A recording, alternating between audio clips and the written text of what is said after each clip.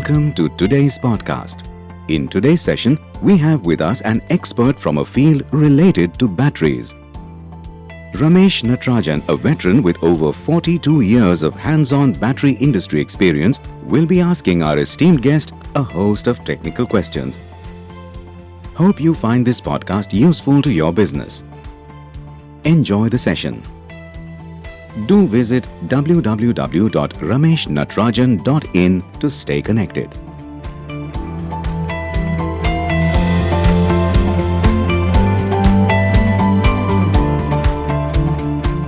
Hello and welcome to this episode of my podcast. I am honored to have Dr. Michael McDonagh with me, a battery industry veteran from Wales in the UK. Dr. McDonagh completed his PhD in Metallurgy and Materials Science in 1977. That same year, he joined Crompton Batteries, marking the beginning of his distinguished career in the battery industry. Since then, he has made significant contributions to the field. I first met him in the year 1998.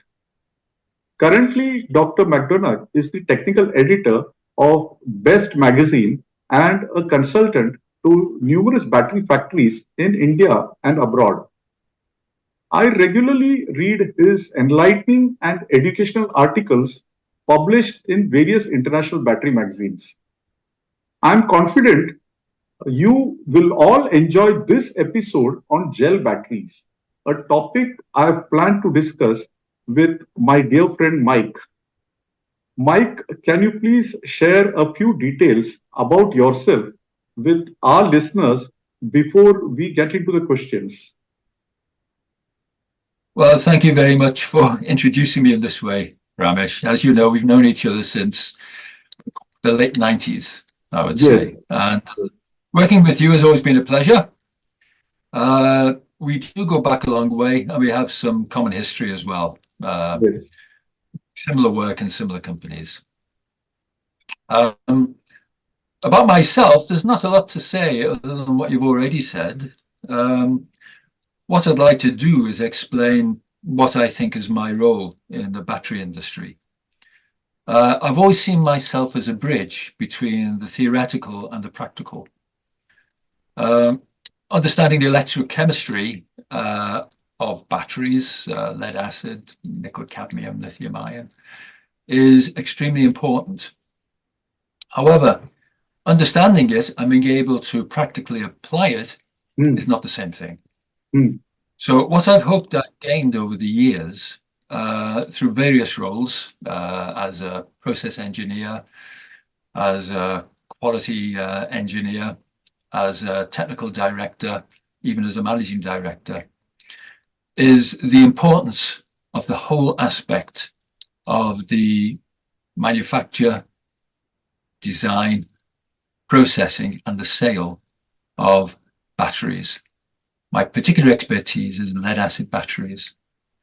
I hope that I understand enough to be able to advise and help people in what I consider to be a journey from either a complete beginning to full commercial manufacture, or just refining, helping, tweeting, or even problem solving in battery factories, in aspects of applications of batteries, in order to enable the battery industry to become more efficient and, if you like, a more competitive source of energy storage than other forms. I strongly believe that with the present problems and the present emphasis on reducing carbon emissions, that batteries, in particular lead acid batteries, are an undervalued asset, very undervalued. They have so many aspects which distinguish them from other forms of energy storage. It's the compactness, the ability to move, to produce, to set up a site anywhere you like without having to worry about the surrounds, whether there's a water source or whether the wind blows or whatever.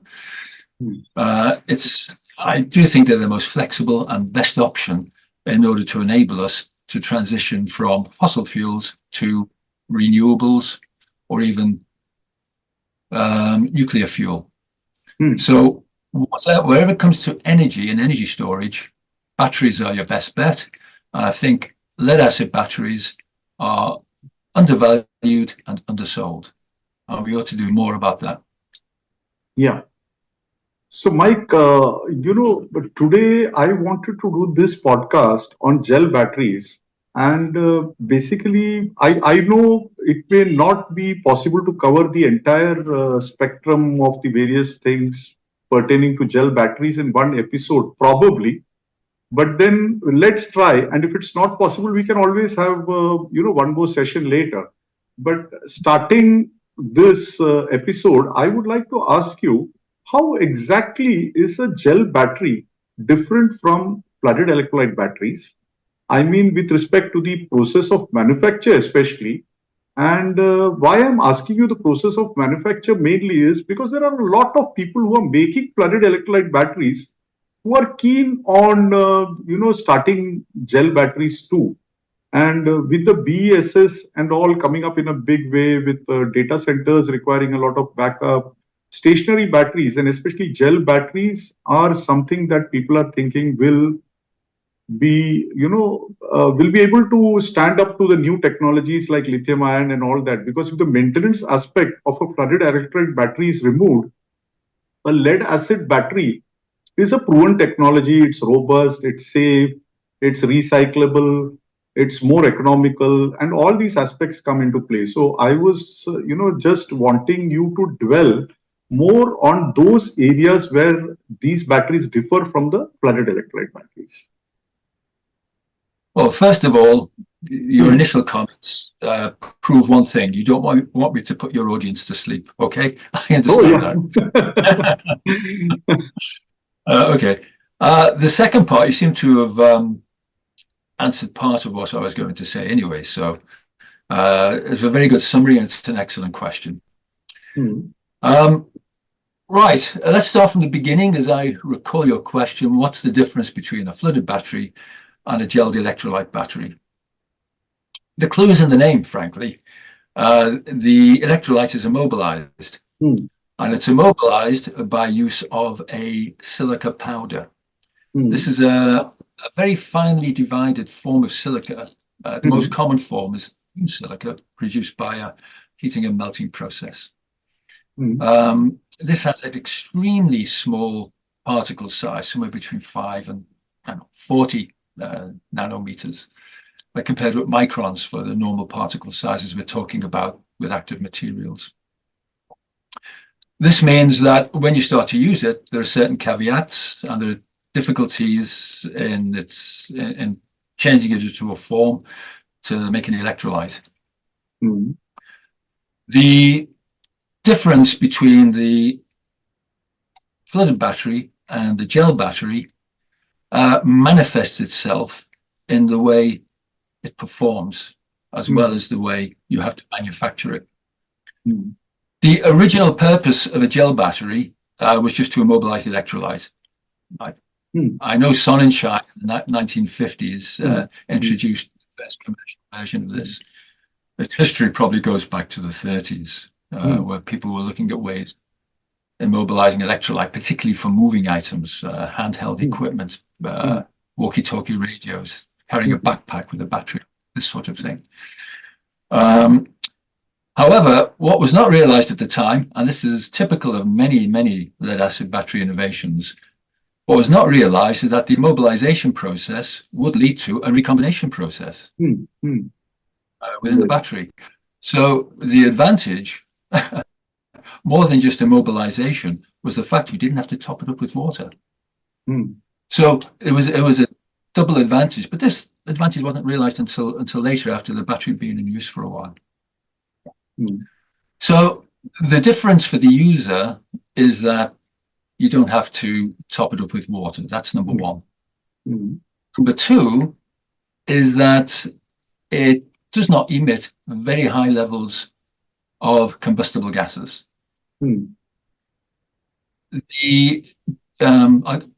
I'll come into this in more detail when we get onto the second podcast, because I think a second podcast is worth having.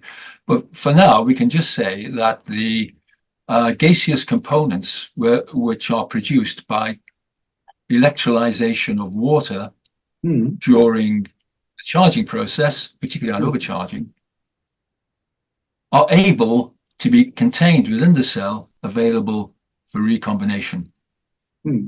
Whereas in a flooded cell, this gas would form bubbles which would rise to the surface.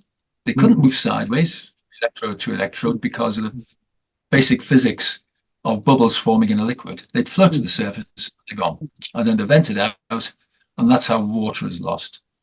With a recombination type battery, with a gel battery, the gases are trapped within the gel, and they're able to move through the gel by a combination of the cracks in the gel, which the gas diffuses into a crack, builds up pressure inside. That pressure then forces more diffusion to the next crack, until it moves from one electrode to the other electrode. Even though you might have two electronegative components together, which would normally repel, it actually doesn't matter, because the driving force is the diffusion and the concentration gradient. So for this reason, we're able to get recombination. For the user, this has remarkable benefits. Two things happen. One is you retain the gases, and they recombine to form water. The details we go into, as you say, at a later date. The chemistry we go into at a later date. That's one thing. But the second thing is, particularly for gel, is that it has a higher heat enthalpy, so that it can absorb heat and it can disperse heat. Not as good as a flooded cell, but certainly better than an AGM. So it's a greater heat capacity. More suitable for a tropical climate compared to an AGM battery? Comparatively. It would be more suitable. It's not, you can't say it's immune to heat. High levels of heat. No, it's not. And the recombination process itself will reduce heat, produce heat. So it will be a bit better than AGM, yes. And the other advantage that the user will see is that you don't get stratification. So if you go down to low levels of discharge, you don't get acid stratification. In both flooded and AGM, you get stratification because you have a liquid which is able to move. And then you get different densities. Those different densities will ensure that the higher density will sink to the bottom. Yes. And because with AGM batteries and gel, you don't go to a high enough voltage on charging to produce a gas that mixes it. The gel is superior for those two reasons. And it's one of the reasons why you have deep discharge capability with a gel compared with, say, an AGM. Okay. Is the alloy different? Is there a big difference, did you say? No, is the alloy different? You use calcium to get the higher voltage? To get the higher voltage? Yes. In both positive and negative. The alloy is different. Yeah, the alloy is different, and there is for the positive and the negative. Gel and AGM, most VRLA batteries, including flooded VRLA batteries, use a lead calcium based alloy. This is the only reason for this is because you remove antimony. Yeah. Antimony, when it's added to lead, actually lowers the voltage at which hydrogen and oxygen are produced on the electrodes. It has a catalytic effect on the production of these gases.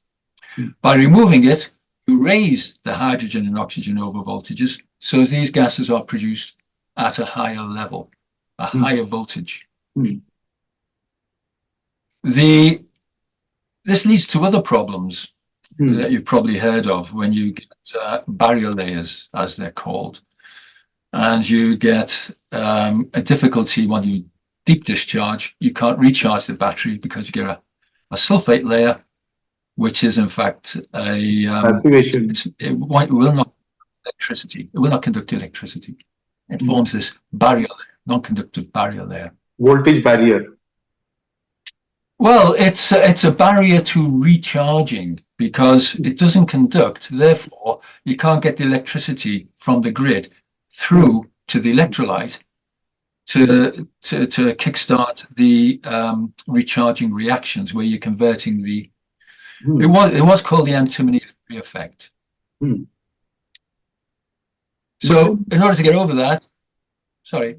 Yeah, but then you have tin and aluminium, right?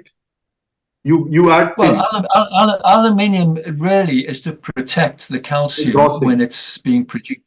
Yeah, when it's in the melt, you will lose calcium because it's a highly reactive material. It's in the same group as lithium and under the reactive metals. The big breakthrough was found by Prangaman in the 1970s, where he added tin. To the tin actually forms an oxide, which is a semiconductor, and that gets incorporated into this barrier layer, into this sulfate layer, and allows conduction from the electrolyte through to the grid. So the addition of tin, and we're talking about levels up to 1 to 2% in the positive, will prevent this from happening. So it's in the early days there were many problems.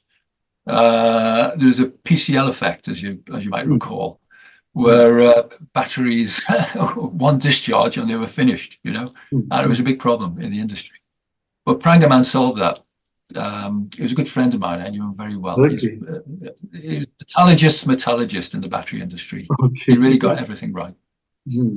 So thanks to his work, battery technology progressed. We were able to get into other methods of production other than casting. We got into strip casting, into wrought grids, into punch grids, all because we could use lead calcium tannals, which were more flexible process, didn't suffer from hot tearing or cracking like antimony alloys did. So you're absolutely right. The other difference, apart from the electrolyte, is the grid alloy. And it's impossible to make a VRLA battery unless we develop these lead calcium alloys to remove the antimony and to still have grids which were processable through the rest of the manufacturing of the lead acid battery. So what other areas other than the alloy changes when you come from flooded to gel? In the process of manufacturing.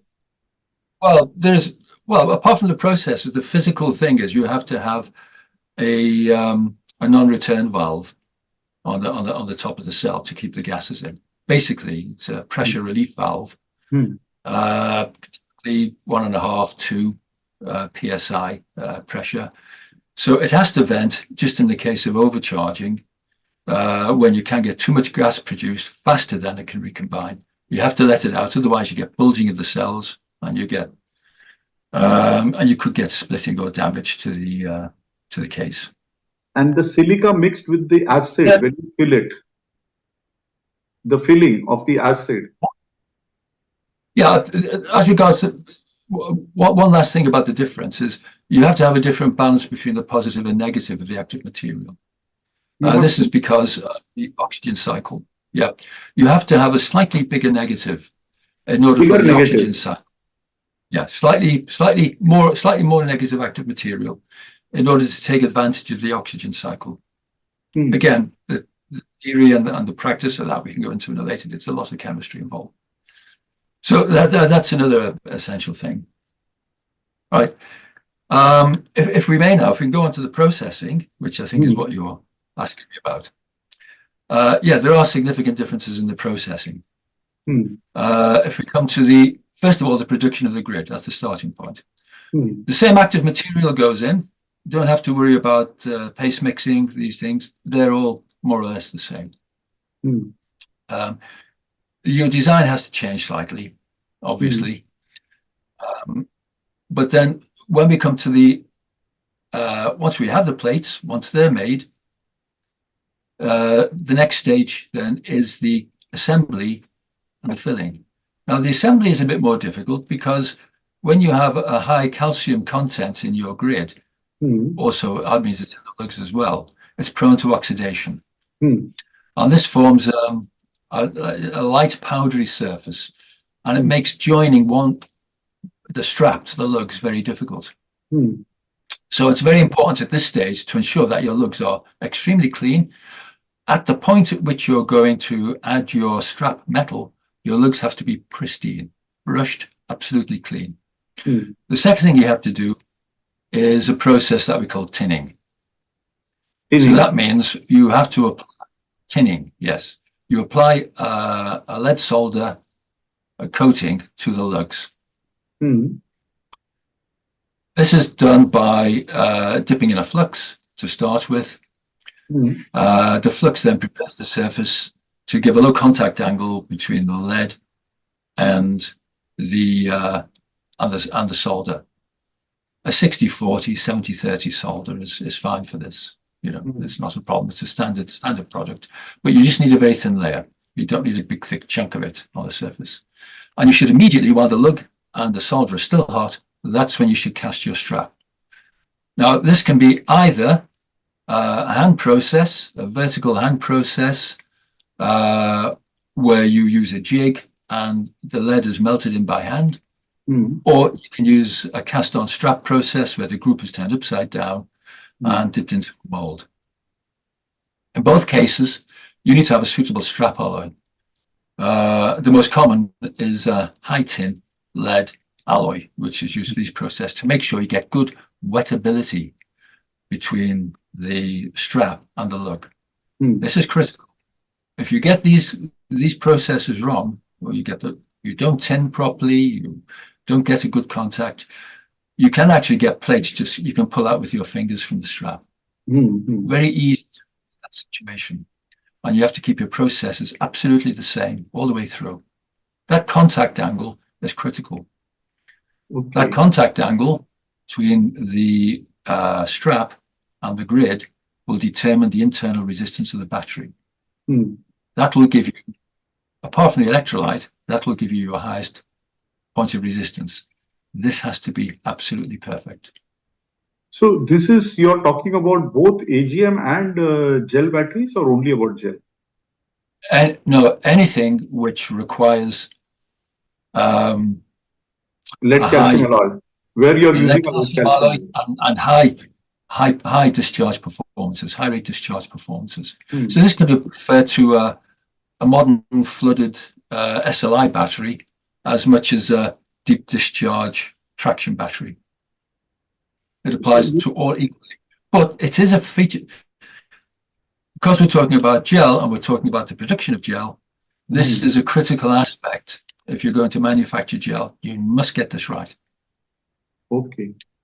Now, as far as the mixing is concerned and putting the acid, the silica, and then mixing and putting it, is it okay if you use green plates, or is it better or absolutely required that we must form the plates before filling in the acid in the gel into the cell? Yeah, there are three popular methods of processing of filling. One, the most popular, not the most popular, but the most common I've seen, is to do a two-stage formation process. That is to form your batteries using flooded liquid electrolyte. Then you discharge the battery as flat as you can, a long discharge.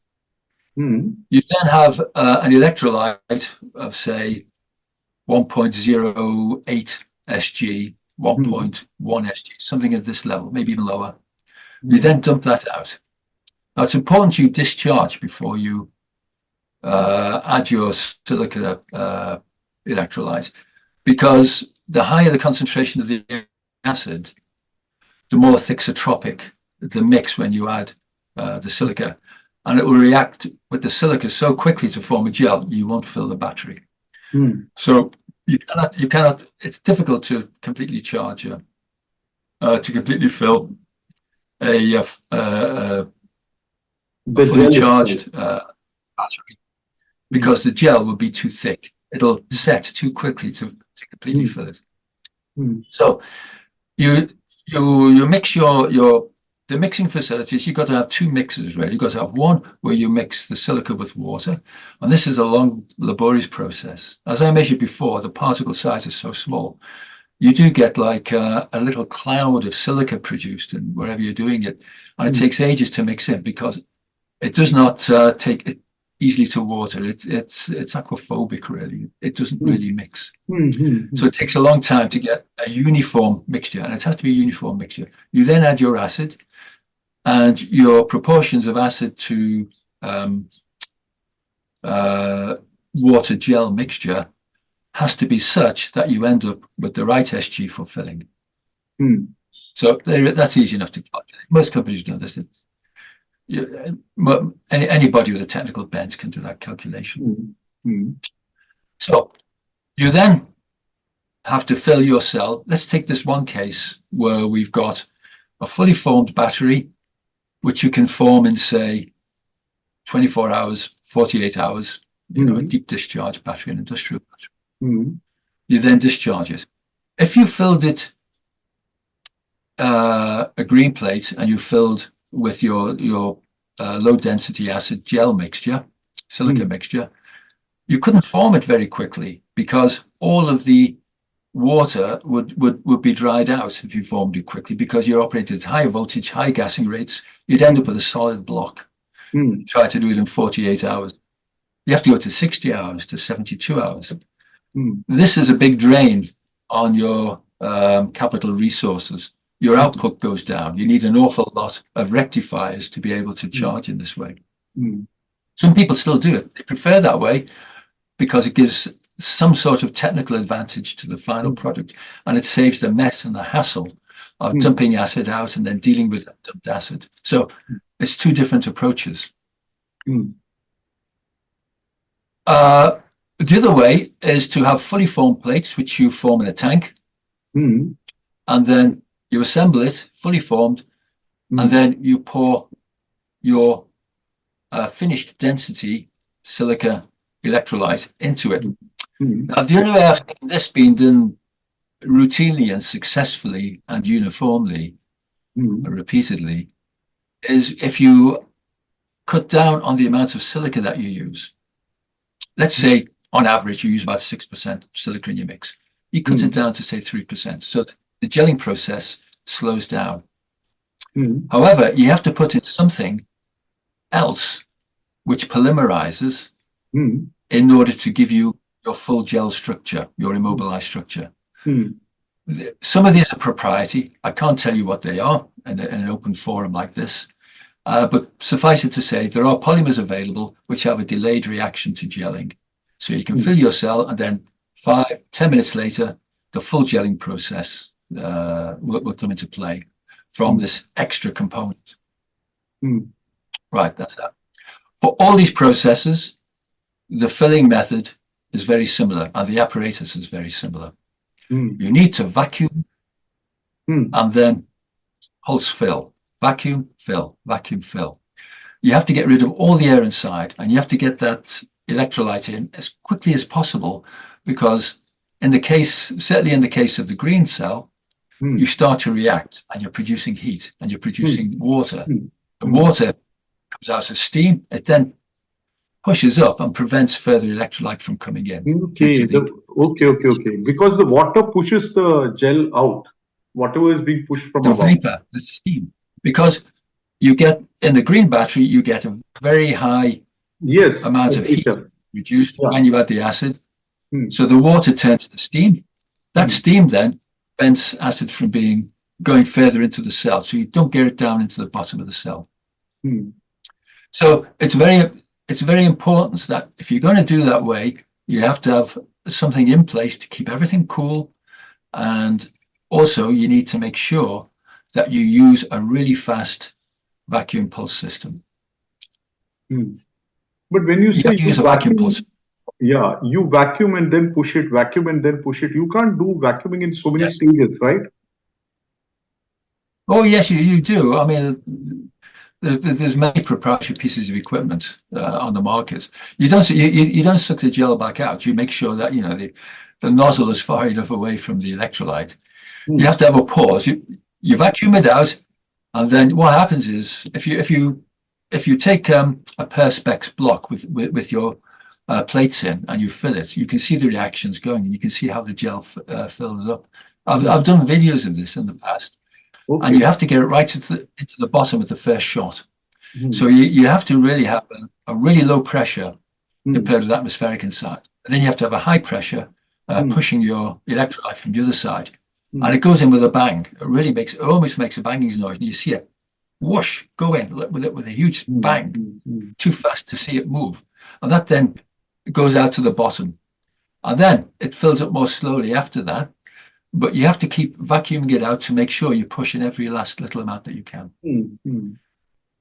Okay. In contrast, when you use a weak solution of acid to fill, and you've got a discharge plate, there are no reactions between the plate and the acid, and it flows more easily, and it's much easier to get in. But I still recommend you use a vacuum fill system. When you use a lower specific gravity, of course, the heat generated will also be low because of the heat of reaction, right? Correct. Okay. Absolutely. So that is the low specific gravity is what you specify for the two-step process, and for the one-step, the higher specific gravity, right? For the one step, if you've got formed plates, then it's good. You have to use the high problem. It's good, but you have to use another thing to prevent the gel, another component. For the one-step process, you have to fill. It depends on how much acid you've got in the plates to start with, but generally you're starting with something above 1.2 Sg, maybe up to 1.4 Sg as a starting point. This is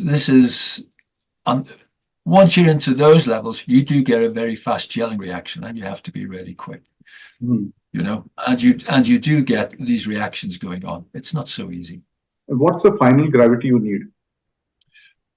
Well, if you remember, we said that we have to have a porous structure in the gel. That means that you're going to have less acid and not so good contact between the acid and the plates.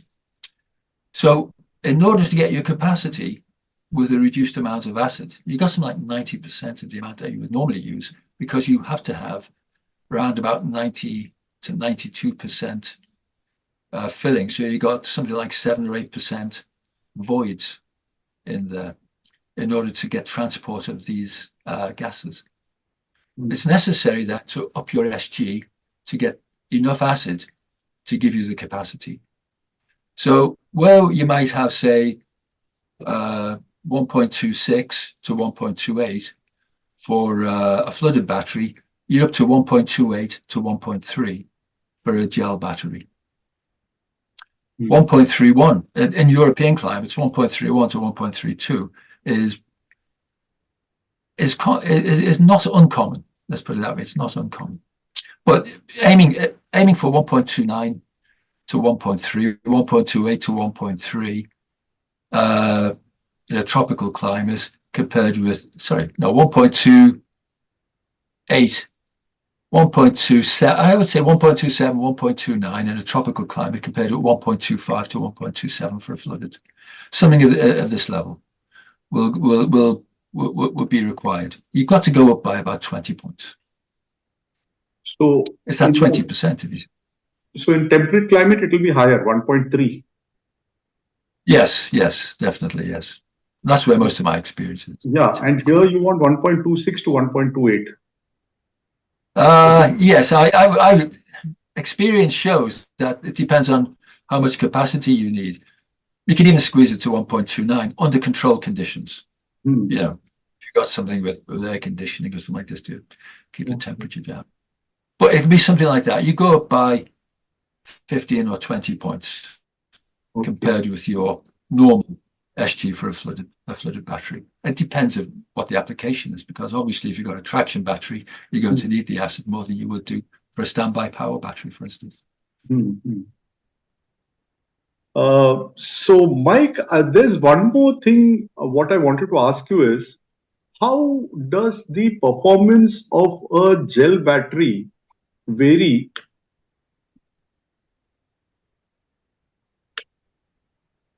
How does it vary? Yeah, with respect to a flooded electrolyte battery, I Oh, mean, yeah. in respect of depth of Yeah. discharge, etc. Okay. Okay. Yeah. Right. Well, if you look at a deep discharge traction battery Hmm. made with conventional flooded materials, the acid, the separator, everything else, Hmm. Hmm.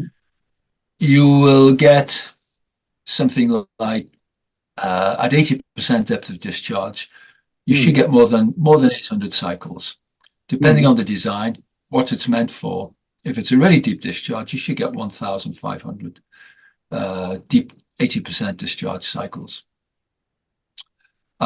With a gel, because of the differences in the electrolyte and the alloy, you normally go down to about 75% to measure the number of cycles. At 75%, you will get 1,000 cycles. There's no question about that. You will do it, as long as the temperature isn't too high and you don't get corrosion, this Hmm. sort of thing. But like for like, you can look at, say, 1,200, 1,500 cycles for a flooded battery at 80%, Hmm. 1,000 to 1,200 for a gel battery at 75% depth of discharge. Hmm. So compare that with an AGM, for instance. If you go below more than 60% with an AGM, if you went to 75%, you get very few cycles, more in the region of 500 or 600, maybe 700 if you're lucky. That's a practical experience. This doesn't come from laboratory data. That's sort of my practical experience. So, But even laboratory data does show that you get from an immobilized electrolyte, in fact, even from a VRLA where everybody's using the same alloys, you will get AGM will come out on top for deep discharge applications. AGM will be better for deep discharge compared to a gel? No. Sorry, did I say? I meant gel will be better than AGM Huh. for deep That's, discharge. Yes. yeah. That's So a right. gel is better than an AGM, but of course the flooded electrolyte Yeah, is for deep discharge. it's better. Well, flooding depends on the design. If you take, say, an SLI design Hmm. using similar lead calcium alloys, no, Hmm. you'll be looking to get 500 or 600. It depends on the design, as I said, and So you got to put in more materials then in that case, right? you do have to put in more materials into the. For the Uh, gel battery compared to a flooded electrolyte if you want that much life.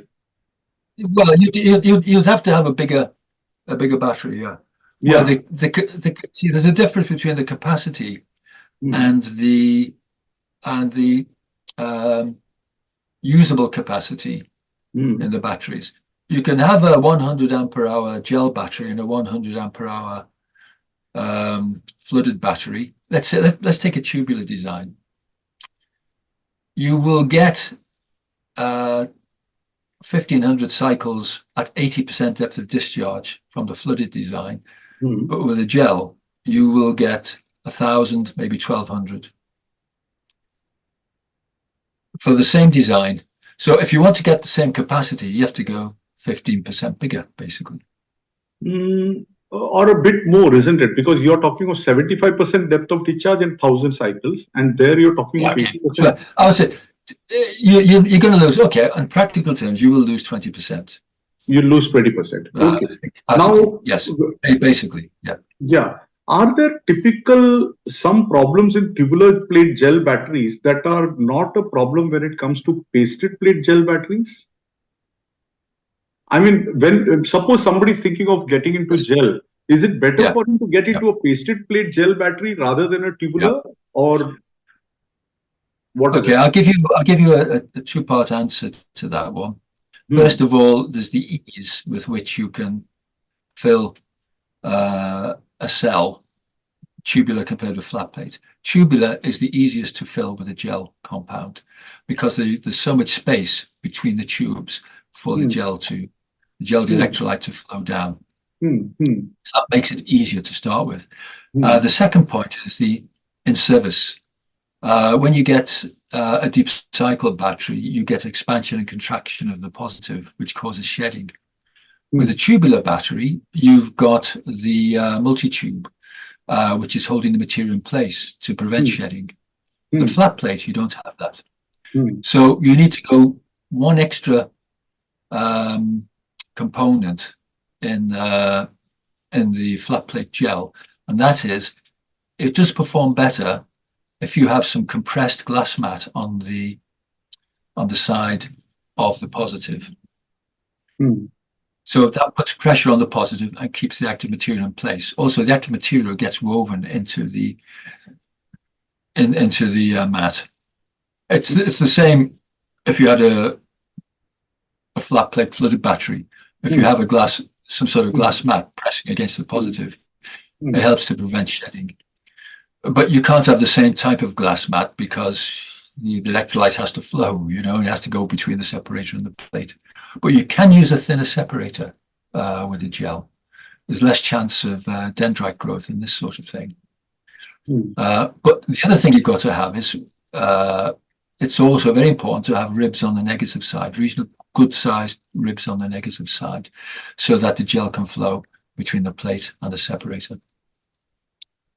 So you don't need, are you talking of canalure on the negative and rib on the positive, or you're talking of rib on the negative and nothing? Oh, yeah.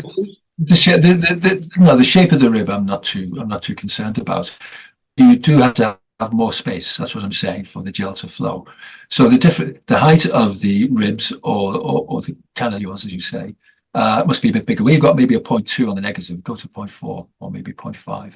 That's what I'm saying. Okay.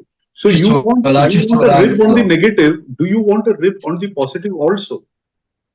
Yeah, yes, you can have a rib on the positive, but you must. It makes it better if you've got the glass mat to put pressure on the positive. Otherwise, you've got open spaces between the rib and the positive. So if you can get down, let's say you've got a 0.7 mm back web, get down to 0.4, 0.5, provided it'll withstand the oxidation. Then that gives you more scope to put a bit more height on both sides of the separator to allow more flow. You're talking of the back web, and what about the main web thickness? The thickness of the separator. It's okay with a 0.2. Well, it depends on the design. Let's say you got a 1.3 mm separator. With a tubular that would be normal, but a flat plate you're probably up to 1.9, maybe 2 millimeters. But if you've normally got a back web of say 0.7 for oxidation reasons, if you can get down to 0.5, that gives you 0.2 more space, either on the negative or the positive, to put your electrolyte. So you would say it's okay to use a thinner separator for the tubular and a thicker one for the paste? Depends. Yes, a wider separator, not the back web. But you have to use a thicker separator anyway, generally, because you've got maybe a 5 or 6 mil positive compared to the 9 mil positive for a tubular. So it has to be bigger anyway. What I'm saying is that you have to put a bit more space on the negative side in order to allow good flow of the electrolyte, to make sure that the gel gets right down between the separator and the negative. Okay. Now, how are these? In cases, let's say a monoblock, where you might only have a 1.4 or 1.5 millimeter separator, if you can reduce the back web, but bearing in mind the degradation of the back web, you've got to look very carefully at the type of separator you're using. Okay, that is monoblock. Basically, monoblock deep cycle. You're talking of golf cart and the scrubber sweeper batteries and all that, right? Well, let's be honest, Ramesh. You've got more experience on these batteries than I have. You used to make them, okay? I'm here asking you questions now. You know the design as well, if not better than me. Okay, this is for the benefit of the listeners. Okay. How are these batteries to be inspected, since the specific gravity cannot be noted? I mean, are you going to inspect it in the same manner like the VRLA, or is it something different from a VRLA? No, it's the same as the VRLA. you've only got two options. You've got voltage and you've got impedance. They're the only two things you can look at, really. So, and that's what you use. You use the voltage to look at the state of charge. That's why it's important to control your acid density. So the acid strength will give you the voltage. And a higher acid strength will give you a high voltage, even though the battery might be slightly discharged, compared to a battery that's at a lower starting point. So you have to be aware of what the fully charged state is, the voltage is. But it's a reasonable indication. But looking at, say, an impedance check, now there are plenty of impedance meters around.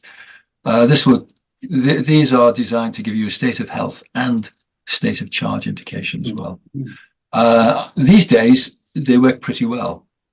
When they first came out, I was very skeptical, but there's so much experience under the belt of these manufacturers now of the meters that they're reasonably accurate.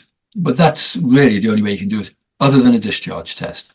And when you've been in the field, as you know, I have, checking UPS systems and things like this, and you're trying to reach, you're at arm's length trying to take a reading. You can't do a discharge test. You have to use a meter. Okay. And when you mix the electrolyte, suppose you have an electrolyte of 1.290, and you mix it with the silica and whatever the additives you said, the proprietary additives, does the gravity go down? Does silica have a role to play in reducing the gravity, or does the gravity, we presume that the gravity remains the same? Because once mixed, we can't measure it, right? That's a difficult question for me. Theoretically, it does, but the gelling process more or less makes it neutral. You can't do you cannot do a specific gravity reading using a float. You have to use a refraction meter, a refractometer. You have to look at the refractive index of the electrolyte. And because it's silica, it's glass, it doesn't have a great deal of effect on the refractive index. The acid has more of an effect. So it's reasonably accurate using a refractometer, if you want to do that. Is it possible to do it by the You can do a density test. You can do a density test. Yeah, the weight method. The weight method? Yeah, you can do it that way. Yeah, but the density test, again, will interfere with the silica will interfere with this, because you've got more in the same space. You've got other particles which are not water. But you know what's the weight of silica that you're adding, right? Well, it's only 6%. So it doesn't have a great deal of effect. Yeah. But I'm just speaking theoretically now. In absolute terms, yes, it will have an effect. In practical terms, the 6%, when you're looking at SG, is not really very much. Okay. And let's face it, it's finely dispersed. It doesn't really have a great deal. And silica does not have a high density. Anyway. Do these gel batteries also need to be used necessarily in a AC environment, or you find them very suitable for remote area solar applications where the batteries are kept in the open? Well, if you're in a remote application, the maintenance is going to be negligible. So you need something that does not require a 3-monthly or a 6-monthly top up with water. Also, if you want to get your LCOS, the levelized cost of energy storage, down to a minimum, having a competitive battery in place, then you really need something that requires minimum or zero maintenance. So from that point of view, a VRLA battery is better. But certainly AGM will perform very well in remote locations, because it has a greater tolerance of heat variation than, say, an AGM. So a gel battery will outperform an AGM, and will also outperform a flooded in terms of the amount of maintenance it needs and its ability to withstand greater temperature variations. Yeah, I understand in terms of maintenance, it will be outperforming the flooded electrolyte. But whether in terms of life, will it outperform the flooded electrolyte? Because you cannot add anything into the gel battery, right? Or the AGM battery. No. Well, theoretically, again, can, but practically you couldn't do it in a remote location. No, you need specialized equipment to do it. You got to discharge it, recharge it, and keep it. So yeah, all these things would be necessary, but in a remote location, you want to fit it and you want to forget it. I think, again, if you're looking at monoblocks, for instance, your gel battery will give probably at least the same number of cycles, if not more, than a flooded counterpart. Will the gel, you think the gel will give as much life as a flooded in the monoblocks? Depends on the design. If you say, yeah, we're going to top up the battery, then you're going to have, you'll have a battery with a longer life because you probably get, say, 1,500 cycles rather than 1,000 cycles. But if you've got to maintain it, in practical terms, the maintenance isn't that good, and you do on average get a lower life. So probably auto-filling system fitted to a flooded electrolyte will definitely be superior. Because the only maintenance which will require, it will be superior. Yes, a very simple answer to that is yes, it will be, depending on the design. Really, one that's designed for deep cycle, like the sort of things used to make 6mm multi-tube low antimony. Yes, you'll get a better cycle life. Okay. So, Mike, I do have a few more questions, and I know for sure that the charging method in these gel batteries are very important. And of course, recombination is another theory. But then I think we should, probably do one more episode more on that aspect. What do you say? Oh, I agree, because it's one aspect that I want to talk about a lot more. How to look after these batteries, how to treat them properly, and how to get the best life out of them that you can.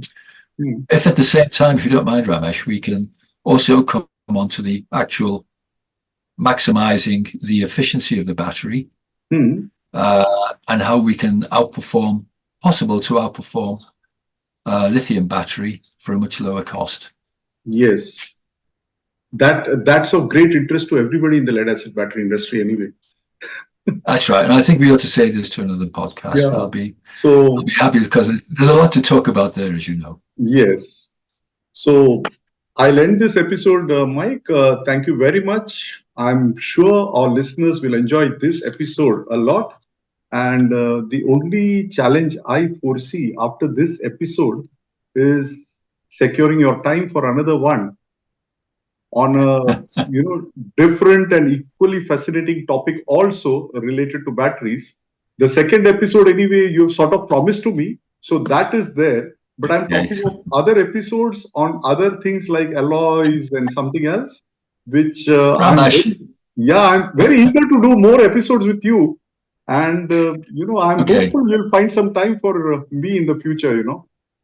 Well, it's true. I am very my time is very limited. That's very true. However, I don't think anybody else could talk me into it other than you. Okay. Yeah. So, Mike, thank you very much for being part of this episode series, and I would like to thank my listeners who have tuned in also. So, anything else? Well, Mike, you want to say? It's been my great pleasure to do this interview for you, and it's been a long time coming. Time's always been a problem, but I hope for the future, we can get together again and have some more interesting discussions. Yeah, we should. Thank you very much, Mike. Thanks a lot. Thank you very much. Bye-bye. Thank you. Bye.